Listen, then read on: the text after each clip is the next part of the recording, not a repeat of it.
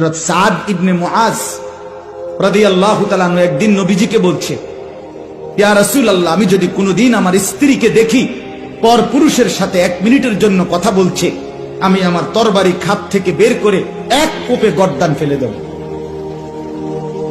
সাহাবীরা, হাদিসে আছে, সাহাবীরা চিৎকার করে উঠছে আল্লাহু আকবার কইয়া খুশিতে। আরে কইলো কি রে? নবীজি তখন হাদিসে আছে, নবীজি সাল্লাল্লাহু আলাইহি সাল্লাম বললেন, আতাজাবুনা মিন গায়রাতি সাদ, আরে তোমরা আমার সাদের গায়রত, আত্মমর্যাদা দেখে অবাক হলা? অবাক হলা? এই তখন নবীজি বলছে, ওয়াল্লাহি আনা আগিয়ারু মিনহু, আমি মুহাম্মদ আমার সাদের চাইতে আরো বেশি গায়রতওয়ালা, আত্মসম্মানওয়ালা।